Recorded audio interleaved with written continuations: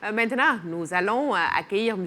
Mangane qui nous rejoint dans la salle des profs. Il est déjà confortablement installé au tableau pour vous servir. Il était là au tout début avec le nouveau format aussi. Il est là pour nous accompagner, réussir son examen et il va nous aider à comprendre le commentaire de graphique au BFM. M. Mangane, merci beaucoup.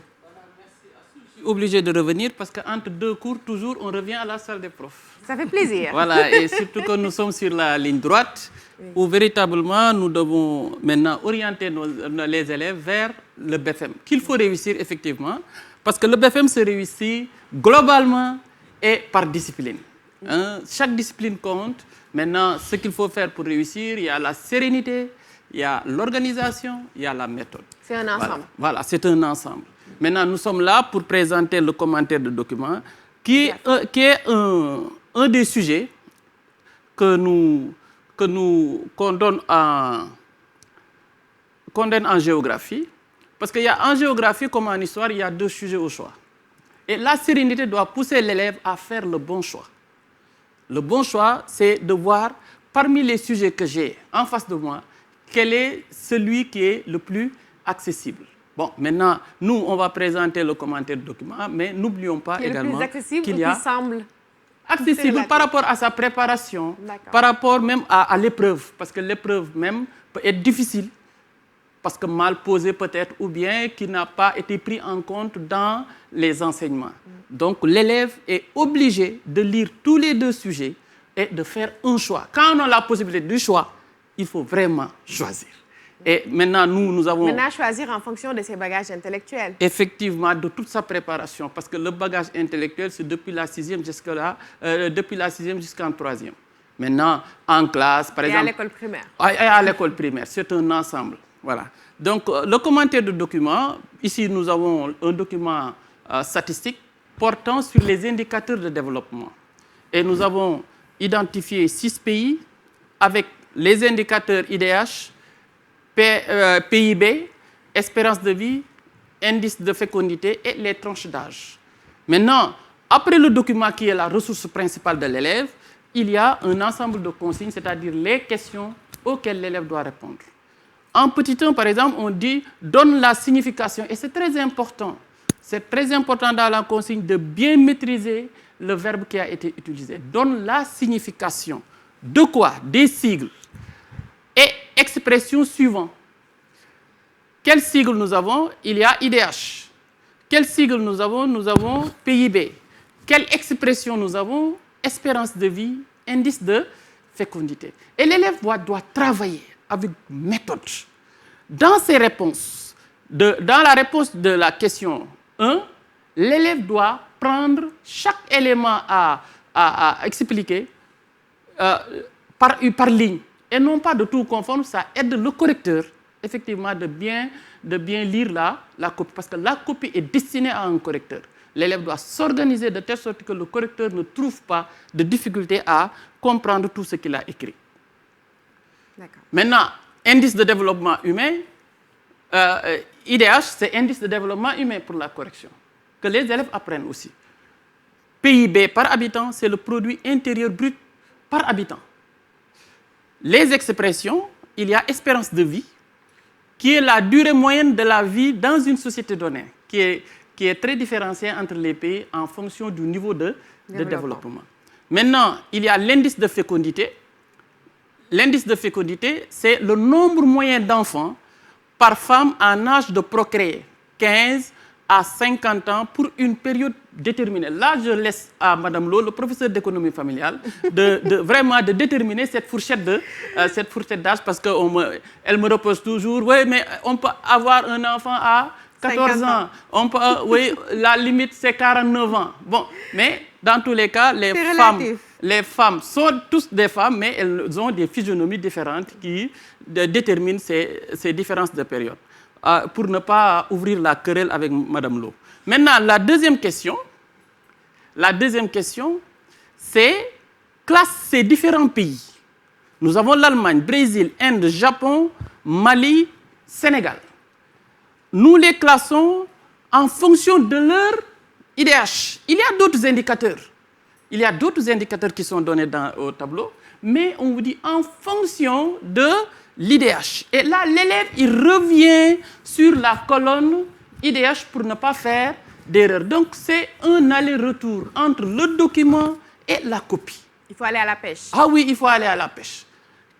Comment faire ce classement? On lui demande de classer ça en 3 groupes, voyez, dont chacun portera un titre.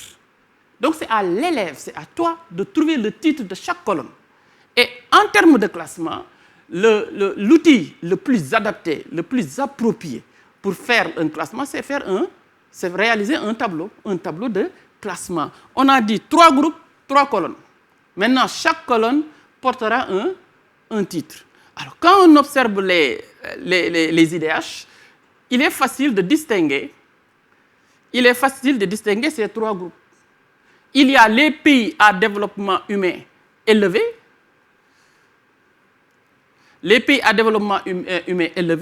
dont l'IDH est supérieur à 804, 0,804. Parce que l'IDH aussi, il faut que je revienne, parce que c'est ce lapsus-là, quand je dis à 804, c'est faux. Parce que l'IDH, c'est entre 0 et 1. Ne dépasse jamais 1. Alors, donc 0,804. Et il y a des pays qui sont des pays à développement humain moyen. C'est entre les IDH entre 0,804. Si c'est les mathématiciens, il faut que je revienne un peu sur ça. Les mathématiciens, eux, ils font des bornes. Ils font des bornes. Quand je dis tous les pays à développement humain élevé, vous voyez, les mathématiciens ont une manière de représenter ça. Ils mettent 1 parce que c'est fermé, parce qu'il n'y a pas supérieur à 1. Et ils mettent 0,804.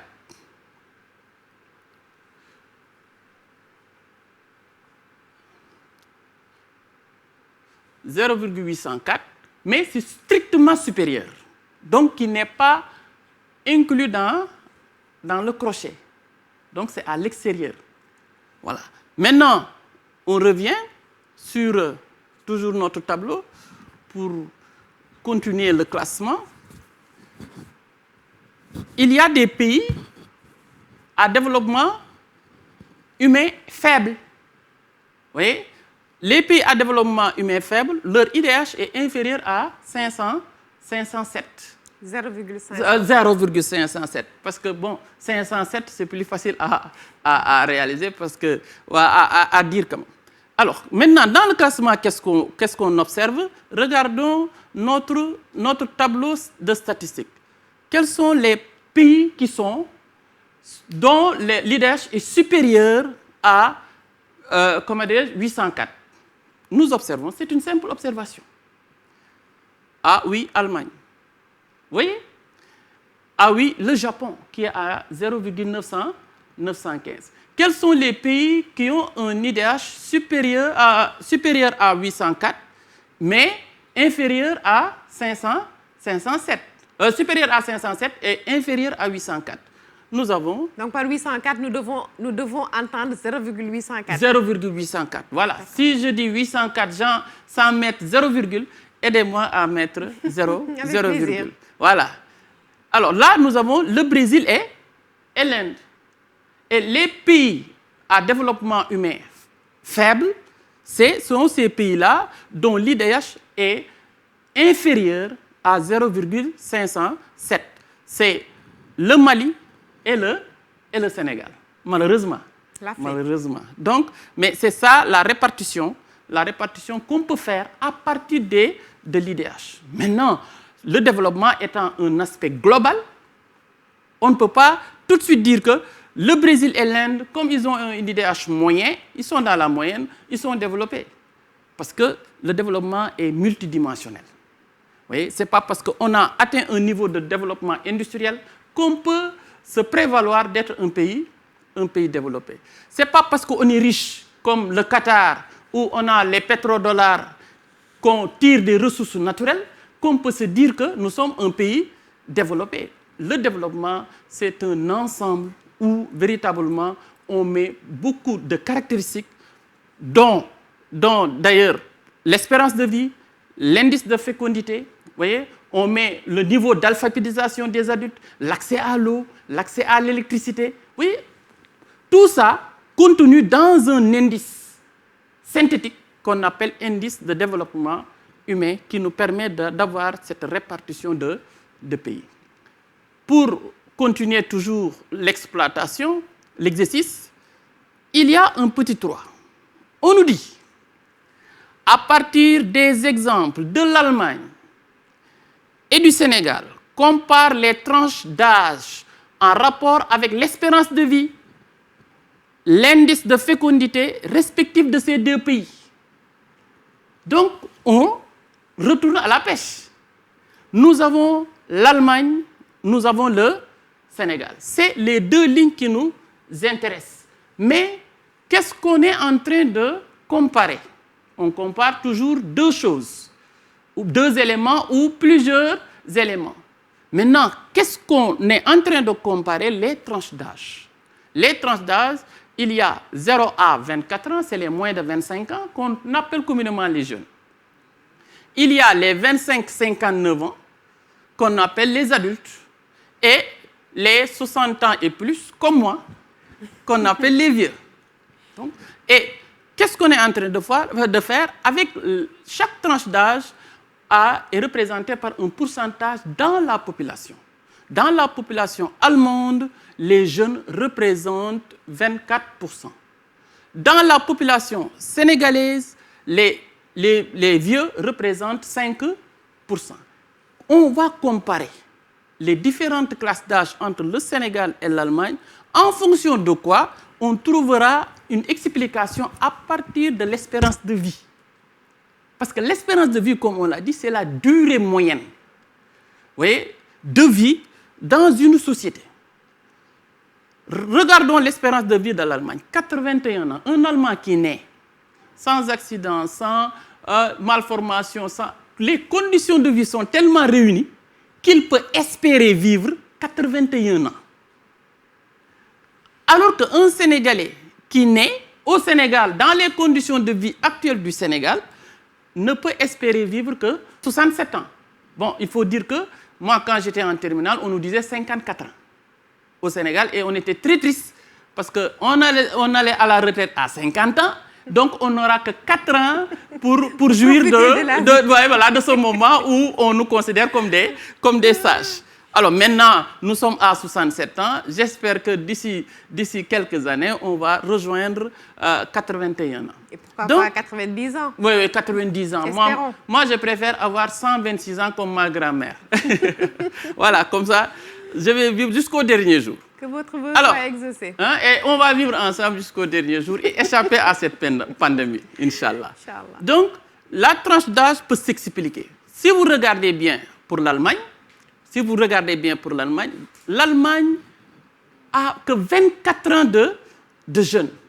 C'est-à-dire un quart. 24% de jeunes. 24% de jeunes, un quart, moins d'un quart de sa population est jeune.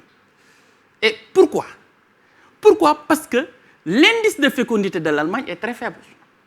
Nous sommes à 1,5, qui est très bas par rapport au seuil de renouvellement. Le seuil de renouvellement, c'est d'1,1. Pour qu'une population une génération puisse se renouveler, c'est-à-dire 25 ans, il faut que l'indice de fécondité soit à 2,1. Mais comme l'Allemagne, par les politiques de limitation des naissances et par les comportements liés à leur mode de vie, ils en sont arrivés à avoir que 1,5 enfants par femme et qui empêche le renouvellement des générations. Ce qui fait que la jeunesse est très mal représentée. Alors que si vous observez le Sénégal, nous sommes à 4,7. Donc nous avons doublé même le seuil de renouvellement. Ce qui fait que nous avons une frange importante de jeunes, avec tous les problèmes. Il y a des atouts. La jeunesse d'une population a des atouts. C'est clair, parce que c'est la jeunesse qui est l'avenir, comme on dit. C'est la force ouvrière. Oui, c'est la force ouvrière, c'est cette jeunesse qui doit travailler, mais une jeunesse aussi coûte cher, parce que c'est une jeunesse à éduquer. une jeunesse à prendre en charge, à alimenter, etc., etc. Ce qui fait que, effectivement, nous, au Sénégal, nous avons énormément de jeunes. Et toutes les générations du Sénégal ont dit, on nous a posé le problème de l'emploi des jeunes. Il y a l'éducation qui est là, et effectivement, qui constitue une charge pour nos États dont les populations sont effectivement très, très jeunes. Donc là où, effectivement, la jeunesse de la population allemande ne représente que 24%, le Sénégal est à 63% du fait de l'indice de fécondité qui est très faible pour l'Allemagne et assez élevé pour le Sénégal. Maintenant, passons à la classe d'âge des vieux pour revenir aux adultes. Qu'est-ce qui se passe? Les vieux représentent 27% de la population allemande. Les vieux ou le troisième âge? Oui, le troisième âge, ou bien on dit l'âge de sagesse. L'âge de sagesse. Bon, alors, les vieux représentent 27%. Alors qu'au Sénégal, les vieux représentent que 5%. Où est le problème? Mais c'est lié à l'espérance de vie. Ils vivent plus longtemps, donc plus de jeunes, plus de vieux. Nous, on vit moins longtemps, moins de jeunes.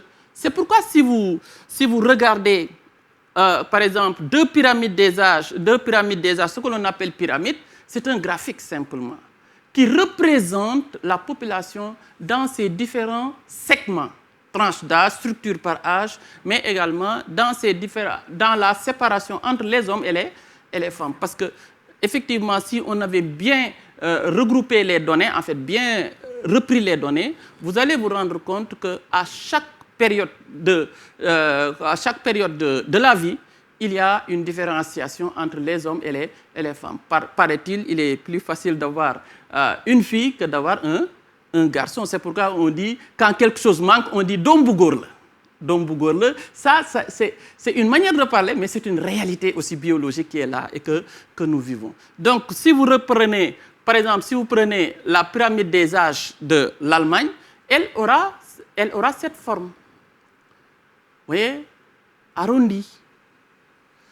Ici, c'est assez bien représenté. On aura peut-être 27%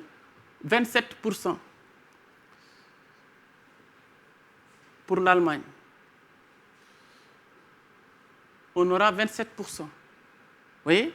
Et là également, c'est un peu faible. Ça, c'est les jeunes. C'est très faible. Alors qu'au niveau là des adultes, c'est un peu gonflé. C'est un peu gonflé. Alors que si vous prenez la pyramide des âges du Sénégal, vous voyez, la base représentant les jeunes, effectivement, c'est le Sénégal d'ailleurs qui présente une véritable pyramide. Vous voyez? Avec une base large et un sommet effilé. Oui. Hein, je n'ai pas dessiné un fiole conique pour faire plaisir à M. Mbaye, mais c'est une pyramide que j'ai dessinée pour montrer que voilà les jeunes, 63%, voilà les vieux, très effilés, parce que la part qu'on octroie ici est très petite. Alors maintenant, si on continue, on peut terminer l'exercice par une représentation. Qu'est-ce qu'on nous demande? On nous demande de construire le diagramme en bande verticale. Hein? Construire, ça demande des aptitudes. C'est le savoir-faire. Comment y arriver? Il faut simplement avoir ce que les mathématiciens appellent un repère orthonormé, où il y a un axe pour les abscisses et un axe pour les ordonnées. Vous voyez? Comme il y a les données, c'est quoi? C'est les indices. Il y a ici l'indice de développement. Qu'est-ce qui compte dans un diagramme en bande verticale? Ce n'est pas la largeur. La largeur n'intervient dans un diagramme du genre que quand on parle d'histogramme. Ici, ce qui compte, c'est la hauteur. Pour commenter le diagramme en bande verticale, les mathématiciens peuvent même dire les diagrammes en barre verticale. C'est des graphiques que l'on voit aussi bien en SVT, aussi bien en PC, aussi bien en économie familiale que en géographie. Donc, c'est une compétence qui est partagée dans différentes disciplines. C'est pourquoi, d'ailleurs, on est obligé d'utiliser les mêmes concepts ou bien de parler des concepts que les autres utilisent. Parce que les mathématiciens peuvent nous dire diagramme en barre verticale. Alors qu'en géographie, on peut dire diagramme en bande verticale. Donc, je vous laisse l'exercice. Et vraiment, moi, là où vraiment j'attends les élèves, c'est de me réaliser le diagramme en bande verticale concernant les IDH. Et le même exercice peut se répercuter sur l'ensemble des données. Voilà donc, Astou, j'étais venu simplement pour montrer que en géographie, rien n'est facile. Apprendre ses leçons, bien choisir son épreuve, bien le lire, se concentrer avec sérénité. Inch'Allah, la réussite est au bout. 100% au BFM? 100% au BFM et sans aucun doute. Merci beaucoup. Voilà. Merci beaucoup. Merci pour l'optimisme, Monsieur Mangane, qui nous accompagne depuis le début de votre émission La Salle des profs de la télévision Futur Média, émission pour accompagner la campagne d'Anne Corona qui nous pose énormément de difficultés, mais en tout cas, ici dans la Salle des profs, dans la télévision Futur Média,